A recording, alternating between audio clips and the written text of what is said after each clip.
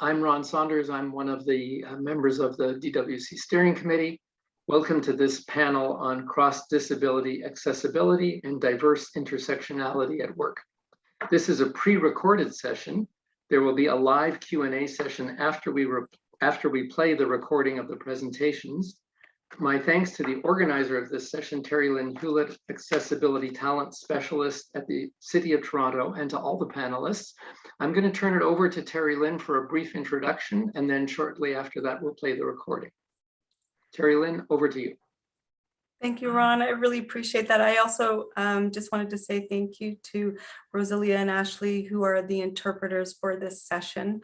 I wanted to just say that we did pre-record our session today, just because three of us use screen readers. We wanted to ensure that we didn't have any technology difficulties. We did consider doing it live, but we are really looking forward to the discussion and hope that you send some questions in, and I'll turn it back over to Ron. So thank you so much, everyone, for attending. We're very excited about this presentation.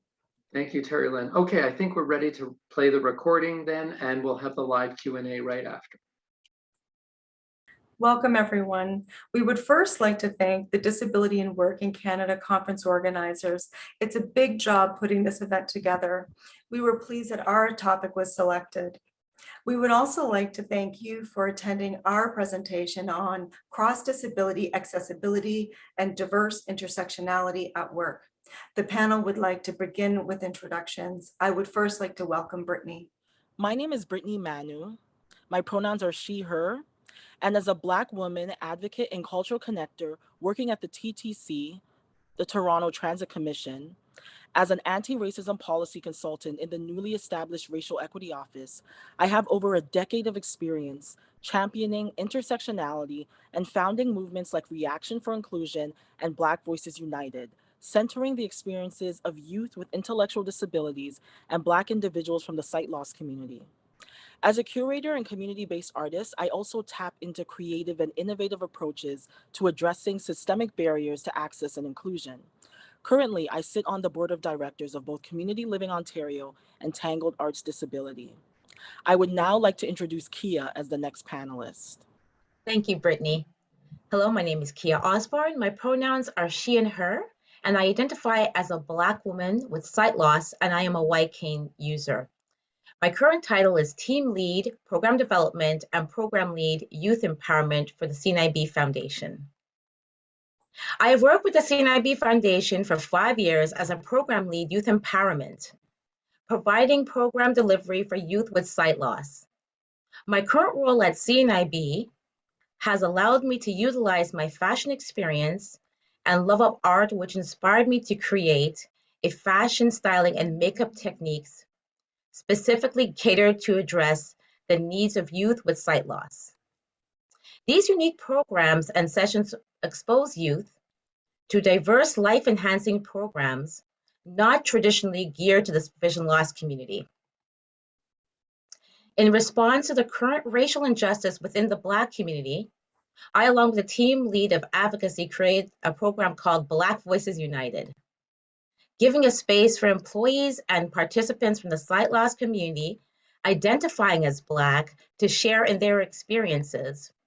Other relevant CNIB programs are the Come to Work, CTW, and technology programs that help raise independence and access to work opportunities. I would now like to introduce Melanie. Thank you, Kia. My name is Melanie Marsden. My Indigenous name is She Carries the Light Woman. I am registered with Alderville First Nation Reserve. I am Ojibwe and Mohawk. I identify as a cisgender woman with short, dark blonde hair. I am a person that is blind and a practicing social worker for over 17 years. In my career, I have managed many different accessibility and human rights projects with Fife House and Arch Disability Law Center.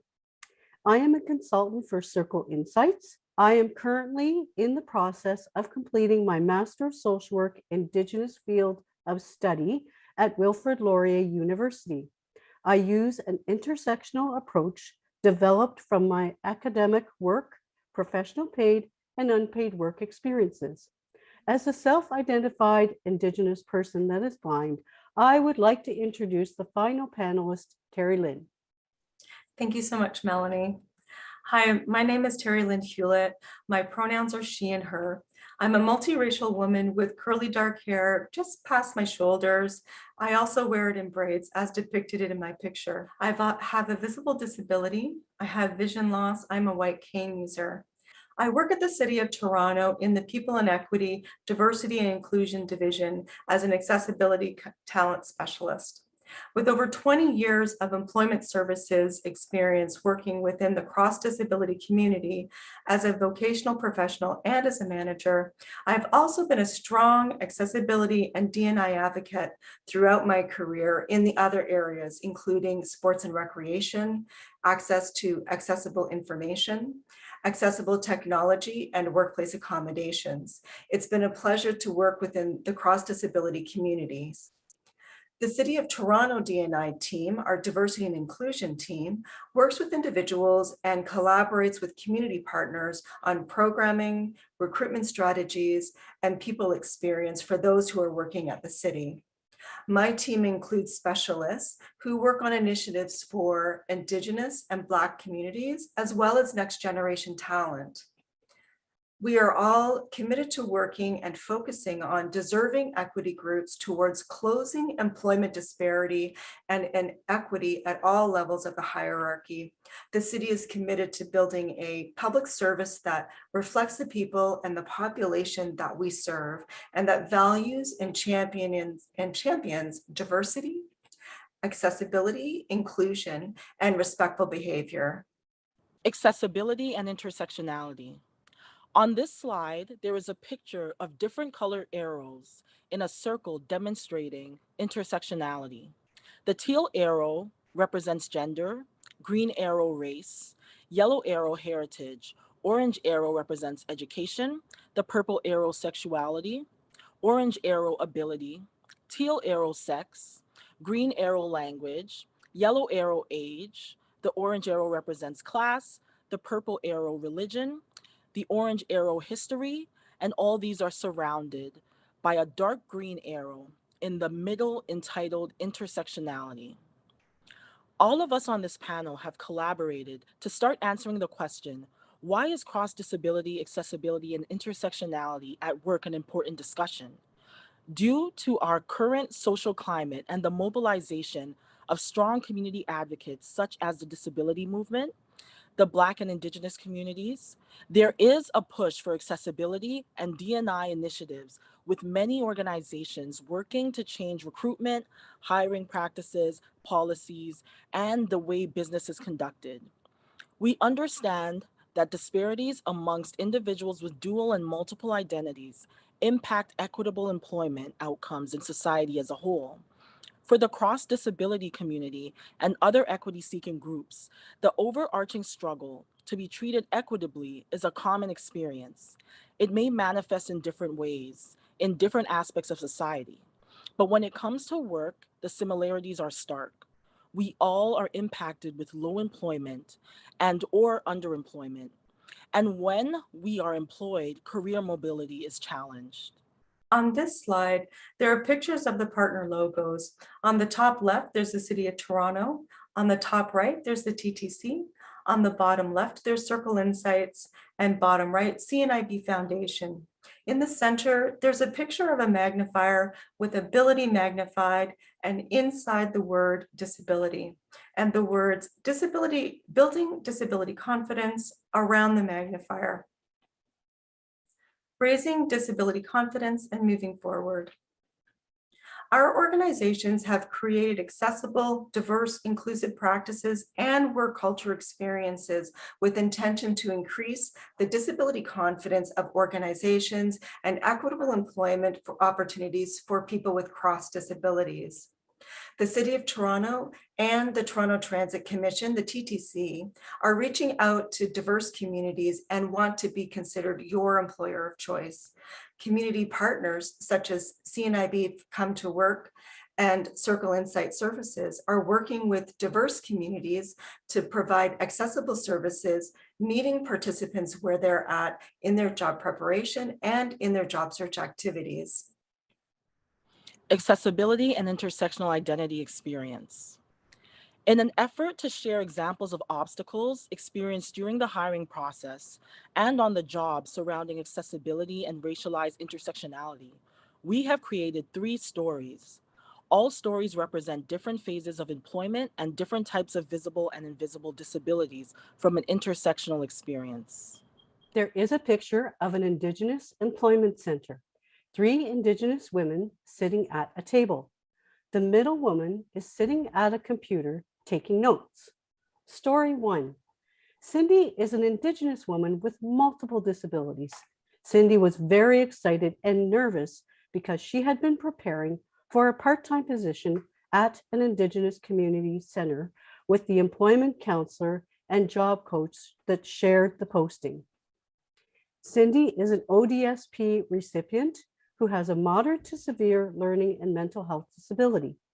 Cindy is 40 years old with a quiet, shy demeanor and an aptitude of a teenager. Lots of preparation and encouragement gave Cindy some raised self-confidence to apply for a reception position. This would be an opportunity to further grow some employability skill sets in her area of interest. There is a picture of a traditional smudging, a picture of an Indigenous woman's hands performing a traditional smudge. Before Cindy left her house for the interview, similar to what her grandmother taught her when she was young, Cindy did a traditional smudge to cleanse her mind, body, and spirit with the sacred medicines, sema, cedar, sage, and sweetgrass, to start her day. In addition, because Cindy was going out of the house for her interview, she smudged her feet so that she would walk in a good way and with protection of the sacred medicines. There is a picture of a black shaded inside profile of a sad female with long dark hair. Cindy entered the front reception area of the hiring manager's office and accidentally tripped on the carpet in the foyer and stumbled, landing on the receptionist's desk. Without any eye contact, the receptionist picked up the phone and called security to have her removed. Cindy felt very embarrassed and didn't know what to say. Shyness, awkwardness, and humiliation filled her with silent emotion. Cindy was escorted out of the building by security because of the stereotypical conclusions that perceived her as being drunk. The interview and job opportunity was lost, along with pieces of Cindy's self-esteem, self-confidence. In this story, we are seeing the following: intersectional identity experiences, tripping, being viewed as stereotypically drunk. Cindy having difficulty expressing herself due to the nature of her disabilities. Limitations in both intellectual functioning and exacerbated anxiety and mental health, and an unconscious bias rooted in anti-Indigenous racism, leading to racial profiling. Feelings of failure may set back much of the employment counseling support provided. How do others feel about this? What comes up for you in the work that you do with Indigenous peoples with disabilities? How can we best be there for community working together in a good way? Let us discuss this during Q&A. On this slide, there is a picture of a bright light bulb turned on, placed on a table, standing upright, not plugged into anything, with other light bulbs turned off lying around beside it. Did you know? According to Statistics Canada, 37% of working age Indigenous individuals experience job loss or reduced work hours. compared to 35% of non-Indigenous people. Over 1/3, 36% of Indigenous participants reported that the COVID-19 pandemic had a strong or moderate impact on their ability to meet financial obligations or essential needs, such as rent or mortgage payments, utilities, and groceries. Non-Indigenous participants were lower at 25%. Storytelling 2. On this slide, there is a picture of a Black woman who is deafblind in a corporate setting. The image depicts the Black woman with short, dark hair looking ahead at her colleagues, all in business attire, having a conversation in a conference room, surrounded by glass doors, huddled around notebooks and a computer tablet. Miranda is a Black woman who self-identifies as deafblind and is accompanied by her intervener, a person without a disability, and also a male who assists her with inclusive communication to most workplace meetings and events. She has been transparent about her disability and was poignant in creating awareness in the workplace. Miranda has been with Company X for 4 years, and within that time period, ascended the corporate ladder to middle management of the leadership team in her division. Along with previous managerial work experience, Miranda now has the experience in professional development to advance to the next step for the role of executive director. On this slide, there is a headshot picture of Miranda dressed in business attire, looking very confident and professional. During Miranda's bi-weekly check-in meetings with her direct report, she has also respectfully outlined her desire for promotion. Repeatedly, she is told she is too aggressive and needs to be more patient, yet she observes her colleagues without a disability being promoted with less experience. To add to this stress of these encounters, when meeting with new contacts and other colleagues in separate divisions within the company, they constantly direct conversations to her intervener, and more than once they address him as the executive director and assume Miranda as his assistant. When she attempts to correct these errors, she is perceived to be abrasive and defensive. As all of these events are compounded, Miranda contemplates addressing these issues to HR, but is apprehensive as she may jeopardize her career trajectory. In this story, we are seeing the following intersectional identity experiences: glass ceiling based on disability, gender, and race, leading to the devaluing of Miranda's previous work experience. We are also seeing an unconscious bias rooted in societal gender norms, leading to Miranda being considered subordinate to male support person.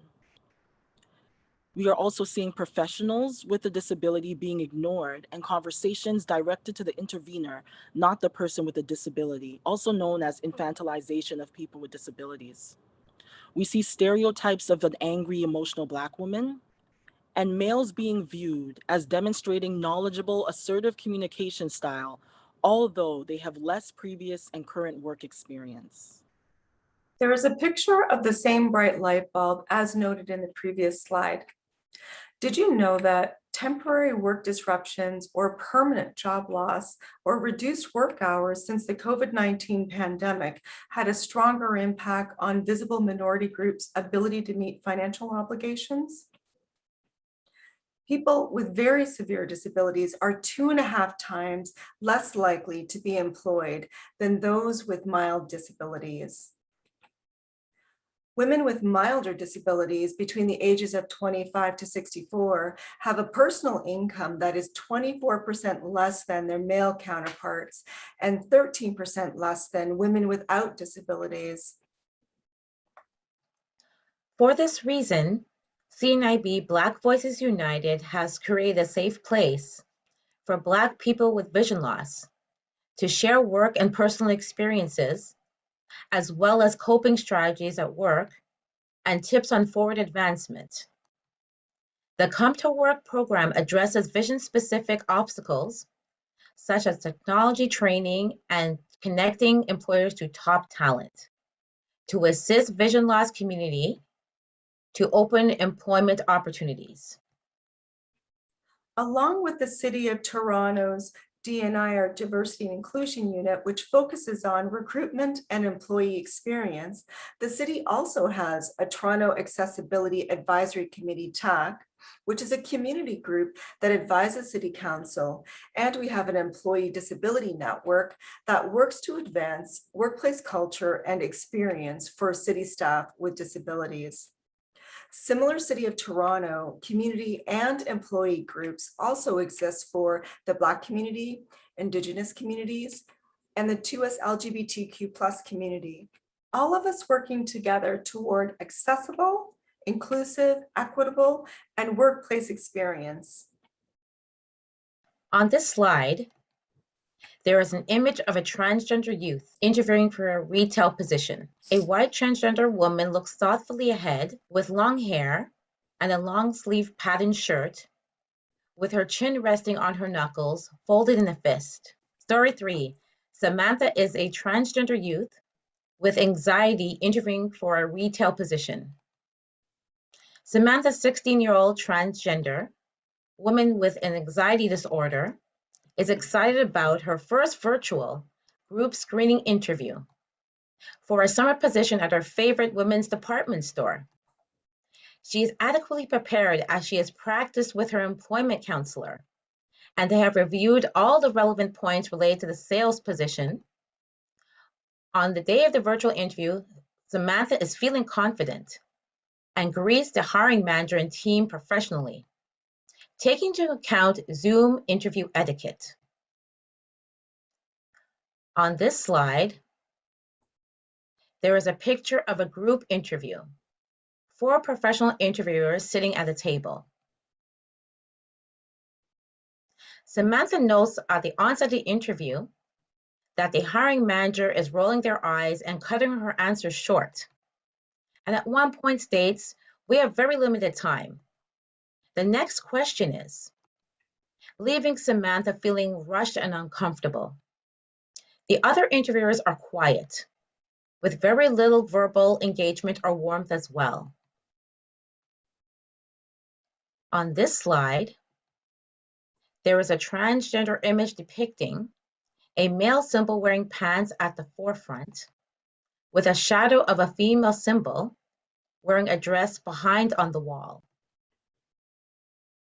As the interview progresses, the interviewer veers away from relevant questions and proceeds to ask Samantha what she identifies as, and if she could use her gender-assigned name, as she is not comfortable addressing Samantha as a woman. The interviewer continues to engage in inappropriate questions about her gender and makes statements as, "I am not sure our clientele will feel comfortable being served by someone like you, and I think some of my staff may feel threatened." All of these statements are projections from the interviewer and not based on merit. 2 of the interviewers nod their heads in agreement, and 1 sits in silence. At this point, Samantha's anxiety is exacerbated and then excuses herself from the interview. The next day, Samantha reports the situation to Human Resources. In this story, we are seeing the following intersectional identities experiences. Pronouns and identities not being respected, misgendering. Interview and assessment not being based on work experience. Dehumanizing experience of othering and isolation, with no allyship or intervention from those in positions of privilege. Hidden disability being exacerbated. There is a picture of the same bright light bulb as noted in the previous slides. Did you know the Ontario Human Rights Commission, OHRC, considers refusing to refer to a person by their self-identified name and proper personal pronoun gender-based harassment? 2S LGBTQ+ Canadians have lower incomes and are more likely to experience financial insecurity.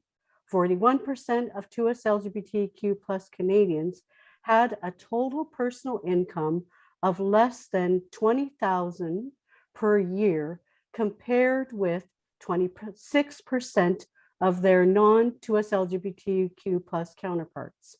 The average personal income of 2S LGBTQ plus income earners is approximately 39,000, which is significantly lower than those of non-2S LGBTQ plus at 54,000. The impact of dual or multiple identities. With the above reported statistics and examples of individuals' experiences, they emphasize the types of microaggressions and biases that racialized individuals from the cross-disability community may experience. The impact to the cross-disability community may include being asked the same questions about one's disability experience and/or ethnicity, being stared at or watched while completing activities with technology, assistive devices, and supports, being completely ignored or questions and conversations being directed to support persons, family members, and friends, being questioned or having doubts about capabilities, being offered unwanted advice or assistance. As a result, people with disabilities may also experience emotional and psychological drain with interactions. We may also experience debilitating anxiety, depression, and fear. Further to this, stereotypes may also include accessibility and diversity being seen as more work, people with disabilities being perceived to be as less fun and less interactive, and not as easy to work with, which may be perceived as not being a team player in the workplace. Racialized people with disabilities may be streamlined into particular jobs, and women with cross disabilities may have difficulty balancing work life because of childcare responsibilities and caregiver responsibilities. People with cross disabilities on a whole may have to work longer hours because of obstacles in the workplace, which take more time to find accessible workarounds and methods that are effective in the workplace.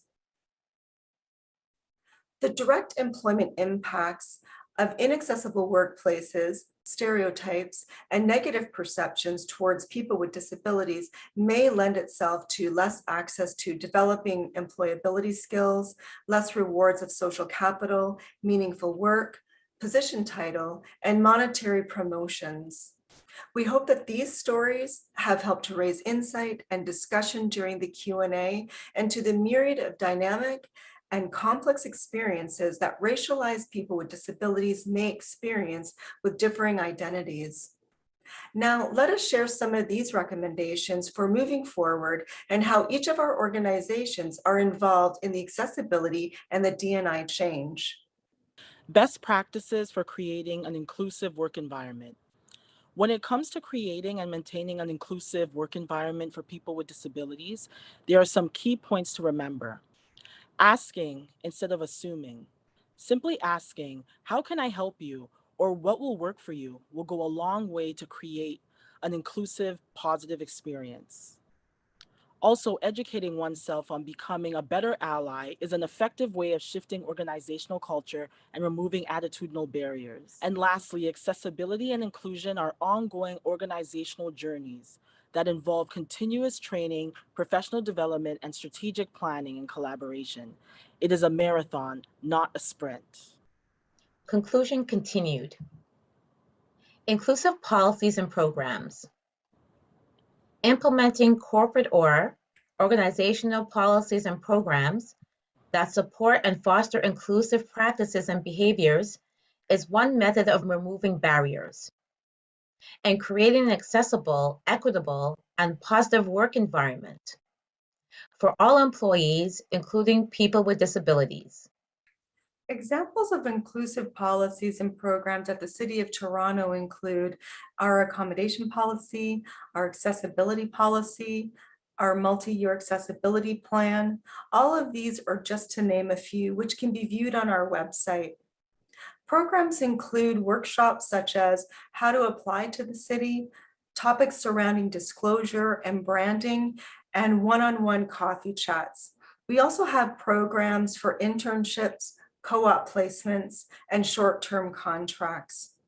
The City of Toronto wants to be your employer of choice, leveraging best-in-class recruitment and retention practices, and partner with external stakeholders and external organizations to cultivate engaging recruitment and training programs. We want to identify opportunities to enhance the promotion of city jobs to people with disabilities, with that intentional commitment to hiring people with disabilities at the city. The TTC's newly formed Racial Equity Office is a foundational part of the TTC's Diversity Department and development of an anti-racism policy and 10-point action plan, allowing us to filter all organizational policies, practices, and procedures through a lens of racial equity. At the TTC, we have taken a hard look at many of our existing practices and how they affect employees. Diversity and inclusion have become a top priority as we strive to become a leader in the industry on confronting existing issues and making meaningful changes to address them. The TTC has several organization-wide strategies, policies, and procedures that prioritize accessibility and inclusion, including a 10-point action plan to build greater diversity and inclusion. In order to ensure that our approach to inclusion captures racial equity and intersectionality, the TTC has established a Racial Equity Office to provide expertise across the organization to create a more inclusive workforce and promote belonging for all employees.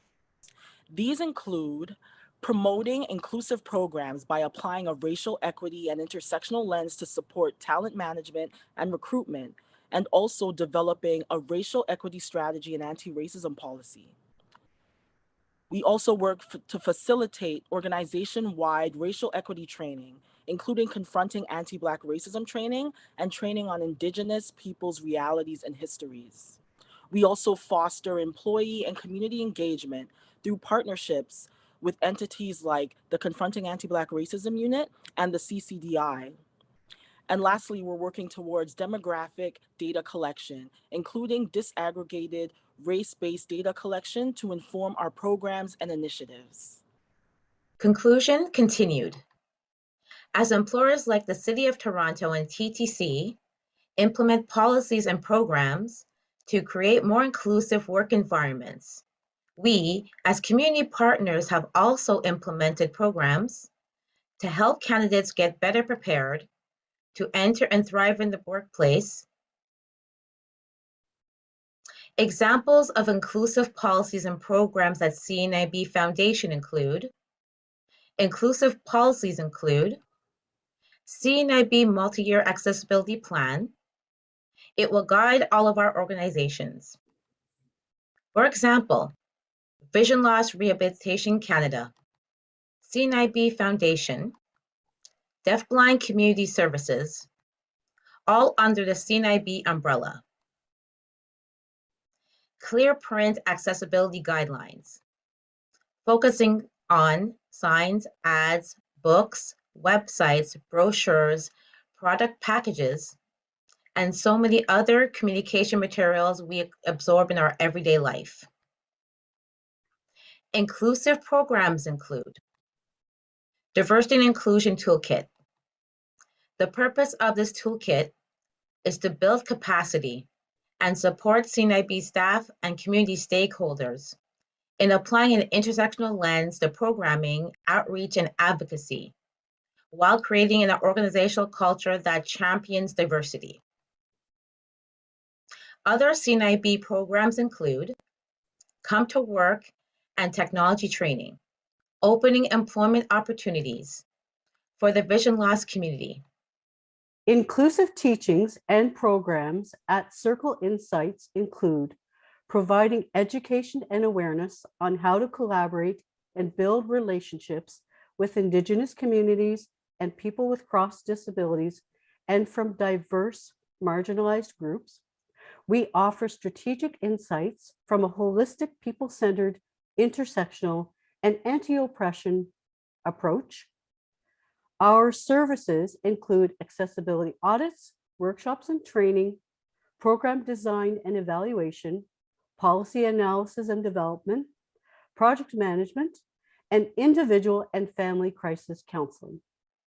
On this slide, there's the same intersectional identity diagram with some links on how to be a better ally. As we all work to approach cross-disability accessibility and diverse intersectionality with openness, humility, flexibility, and as teachable moments throughout our lives, we've included some helpful links on how to be a better ally and what proactive steps you can take. Our organizations hope that the stories and the resources in this presentation, as well as the shared knowledge about our programs and services from an accessibility and D&I perspective, contributes to the forward movement, raising disability confidence at work. We hope that you enjoy the final DWC conference presentations and closing. This presentation and resources will be made available by the conference organizers. Thank you, everyone. Thank you to all the presenters for such a moving, beautifully crafted, compelling set of stories and ideas and resources. It was really, really wonderful. We have a little bit of time for questions and answers. And we have one question that's been put into the Q&A box. And that's from someone who's a member of a union and is asking how your organizations have worked with unions to advance the employment of people with disabilities in the workplace, in your workplaces. Does anybody want to talk about working with unions on these issues? Terry Lynn or Kia or anyone? Terry Lynn? Sure, I was just going to recommend that perhaps the panelists might want to turn their cameras on at this time too. And yes, our D&I, our diversity and inclusion unit, is still very new. We're still working on those internal collaborations as well as reaching out to the community, because we know that there's still a lot of work that needs to be done. Absolutely, within the union, they are starting those conversations, even not just within the disability community, but we're also having to have those conversations within the Black community, the Indigenous communities, as well as the accessibility community. So I know that they're starting those conversations, and I know it can be, sticky. We got to make sure that working within the city, both non-union, union environments, and as well as the divisions and departments on a whole, it's a huge organization, as many of us already know, to try to kind of coordinate all of those discussions. So we have started those conversations. Great, Definitely, and I Sorry, can go ahead, add to Britt. that as well. This is Brittany speaking. On our end with the TTC, similar to what Terry Lynn has mentioned, we're also doing a lot of work with different partners, and especially on the side of unions, we're working with the different unions that are associated with the TTC to ensure that we represent all employees in an equitable manner. And in addition to that, our policies are all developed in a way that considers the different responsibilities associated with union and the side of unionized employees. So we're working diligently to build those relationships and maintain them. Thank you, Brittany. So there's another question that's now appeared in the Q&A box, and this one is saying, can you speak to social determinants of health and how unions and workplaces must address systemic oppression as part of health and safety? Anybody want to take that one on? Unfortunately, I think for myself, because I'm very new to the city, I started on July 14th. I would have to take that back to our disability management team. They're the ones who are working on all of the accommodations, the social determinants of health, and during COVID, all of the return to work and working in a hybrid model. They would have more of those types of questions or answers to those questions, but I'm happy to take down your information and get more share more information with you. My role really at the city is as a recruitment and employee experience perspective. So really just reaching out to people with disabilities and helping them to apply to the city, answering any questions that they may have, really helping with that smooth onboarding in relation to making sure that they have everything that they need as they're onboarding and during that hiring process. And then within promotions and looking at some of those areas. And I'm sorry, I know that that didn't answer your question. Thanks, Terry Lynn. That's okay. Did anybody else want to comment on this issue of social determinants of health? Definitely. So Brittany speaking, I can add a little bit in addition to what Terry Lynn had mentioned. So in regards to the TTC, what we've been working on right now is ensuring that we have diversity, equity, and inclusion and intersectional lens, and adding that on top of all of our different policies, all of our different initiatives, and every facet of the organization. So we've really been honing in on ensuring that we're looking at our organization from the lens of the individual needs of each individual, no matter their identity. And when it comes to different unions and any organization that's looking to foster an environment that supports equity, diversity, and inclusion, and racial equity in particular, and especially accessibility, it's very important to do a deep dive and audit all the different elements that affect your policies. And that's where the social determinants of health come into play, especially when you're looking at different issues relating to like education or looking at income, looking at some of the barriers relating to a person's, gender identity, some of those things that touch into social determinants of health. A lot of times policies and having policies that aren't flexible leads to more individuals experiencing more of those barriers. So it's very important to look at your procedures and policies and add that equity lens to ensure that you're creating, an equal playing field for everyone, no matter the differences in social determinants of health for any employee or any person that you're working with. Thank you, Brittany. I don't see any more questions in the Q&A or chat. We have a little bit of time. So maybe I'll ask one last question of the panel before we bring this session to a close. You all talked about ideas for employers, the kinds of things that they can do in order to make their workplaces truly inclusive and avoid discrimination or prejudice of various kinds. I wonder if you have any thoughts about things government could do more of in order to support employers in their effort to become more disability confident and to address various forms of discrimination. So any thoughts about the role of government in this context? Anybody want to take that on? I can start the conversation. It's Melanie speaking, and then maybe someone else can chime in.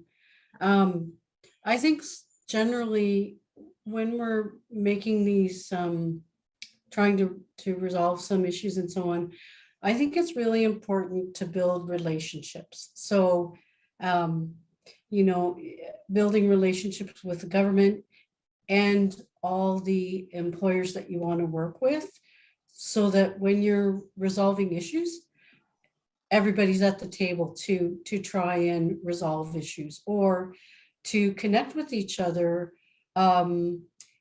As Brittany just said, to ensure that things aren't left behind, like determinants of health.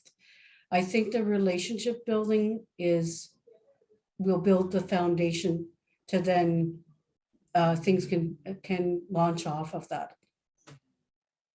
Thank you, Melanie. Hi, it's Kia speaking. Go ahead, Kia. Thank you.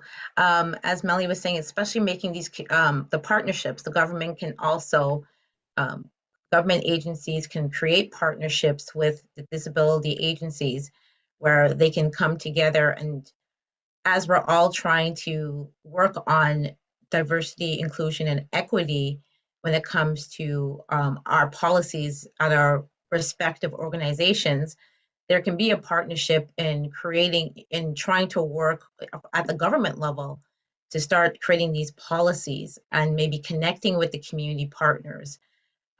So they have a better understanding of, for example, what are their specific needs, what are the accommodations that we need for the sight loss community, and whether it be the sight loss community, deafblind community, or the other, all disability communities, so they can have a template. There's consistent policies because they're creating those the community connections. Thank you, Yeah, Kia. I would like Sorry. to add one more thing. This is Brittany speaking, and just piggybacking off what Kia mentioned. Other suggestions I would also make is flexibility with granting opportunities and funding opportunities, especially for nonprofit and different entrepreneurial ventures that are associated with people with disabilities, and different organizations that are serving people with disabilities. There's sometimes a little bit of rigidity when it comes to the requirements for applying to different funding and different grant opportunities. So allowing for flexibility in those spaces and prioritizing the needs of people within the disability community, and looking at elements of intersectionality and racial equity, and making those a core focus and a core element of many of the different requirements for funding, can go a long way in bridging those gaps and helping to ensure that we're prioritizing accessibility, intersectionality, and racial equity, and the experiences of people with disabilities. Thank you, Brittany. Okay, we probably should bring the session to a close soon. Terry Lynn, did you have any final comment you'd like to make before we close? I was actually going to say something similar to what Brittany said in terms of increasing that accessibility with all governments, and making sure that we have, not all people with disabilities require accommodations, but in this time where there's precarious work, making sure that we have access to those accommodations, because sometimes that can be an obstacle for people who are looking for supports and when they're applying to positions. Although government, we are, providing those workplace accommodations, but really, like Brittany said, making sure that those eligibility criteria to provide additional supports where to build the confidence is really helpful, but also government to ensure that all of the programs, the services, the platforms, and the things that we're using are also accessible and that are vetted through our cross-disability community, so that we have the practice and the know-how to use those programs that are accessible, inclusive, and equitable. So it brings us up to that equitable playing field so that we're able to do our jobs as well. Thank you, Terry Lynn. And my thanks again to you, to Brittany, to Melanie, to Kia, really for a wonderful set of presentations. And I also want to thank the interpreters, the admin team that makes this all happen behind the scenes. I know you worked with Josh in particular on the recording. I want to thank Josh. I'd like to thank Josh as well. He was fantastic. Yes. Thank you. And all of the administrative team, that works behind the scenes. Thanks to everyone. And I hope that those in the audience will be joining us in the plenary session to come in a moment. I would encourage everybody to join the session with the vignette right after the break, and that will be played live and lead into the plenary that begins at 2:10 p.m. So look forward to seeing you there. Thanks again, everybody. Bye. Thank you, Ron, Thank for your support Bye, too. everyone. Thank you. Bye, everybody.